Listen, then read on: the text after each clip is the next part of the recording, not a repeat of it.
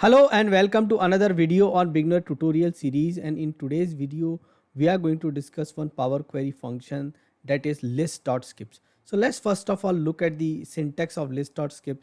So list.skip function basically is going to skip some elements from your list, and so the syntax is list.skip. First argument you need to give a list.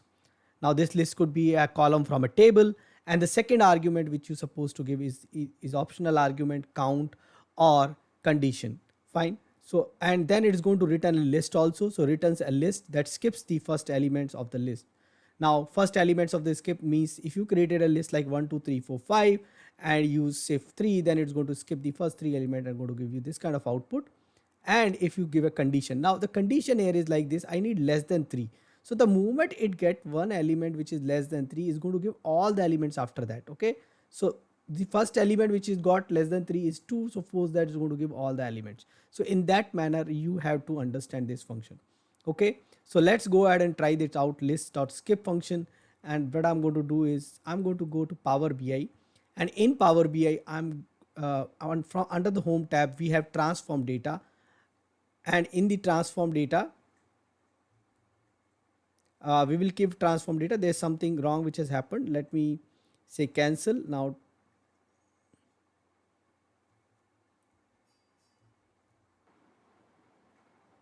So in the Power BI under the home tab we have transform data. Under that we have again have a transform data. So we are going to do this. Now how do I create a list? So what I'm going to do is first of all I'm going to create a blank query. So I will go to the new source and I'll say blank query, and I'll get a new query here, and let me rename it. I double clicked on it, list skip, and right click advanced editor, or you have option for advanced editor here also under the home tab. And let me give a list here. So how do I give a list? 1 comma 3 comma 4 comma 6 comma 8 comma 9 comma 10, let's say. So we got a list and you are seeing an option to convert it to table. Right now we are not interested in that. So now we got this advanced editor. Now one option is that I do the operation here itself. I create the list. The second option is I give a comma, I press enter, and I do next line operation, and I say list underscore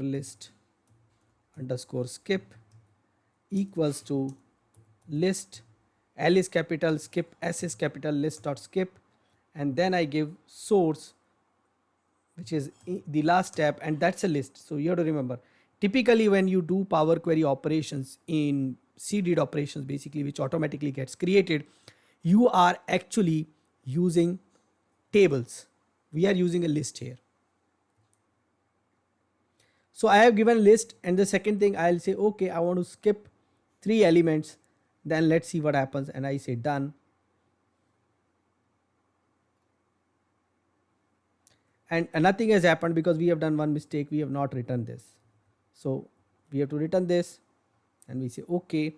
So now you can see we are getting this list. So if you go to the first step, this was the list, and if you skip the 3 elements 6 8 9 and 10, that's what you should do. And that's the advantage of Power Query. I can go to the previous step and come back and look at it. Now let's say I want to skip only 2, so I should get one more element, isn't it? I went to this step and press enter. 2, if I enter 4, fine. So we know. Now we can change this step. We know there is one more thing which we have learned. We have learned that we can give a condition here. And how can we give a condition? Let's look at the syntax. So each underscore, each is the looper, underscore means the current element in the loop, and then we give the condition. Okay. So we will also say each underscore greater than, let's say 4. Okay. So now let's look at this step.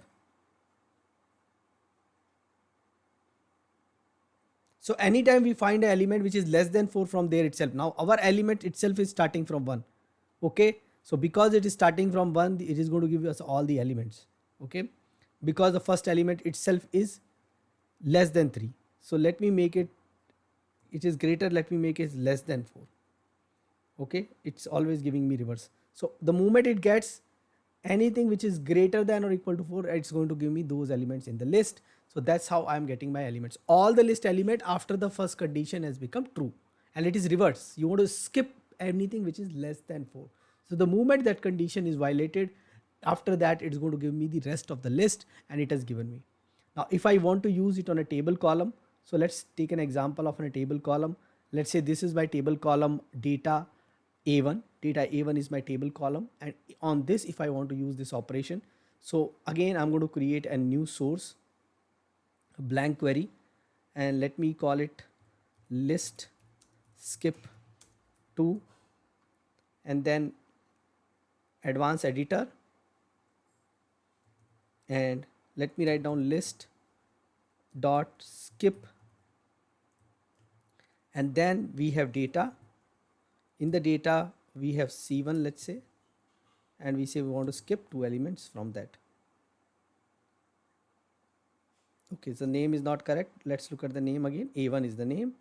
So if you don't give the correct name, it's going to give the error. So we correct the name here, A1, and we press enter, and we got the 2 elements. There were 4 elements. We say skip 2 elements. So we got last 2 element. Are these last 2 element or not? Yes and no. Let's check it out. These are last 2 elements. First 2, 1 and 3 got skipped, and so we got all our elements. Okay, and what happens when we don't give condition? Because it's optional, oh, at least one would get skipped. That's what the default parameter is. So one got skipped. So this is how you use list.skip. Provide me feedback on this video. Do let me know what else you want me to cover in this particular series. Thanks for watching this video. Thank you.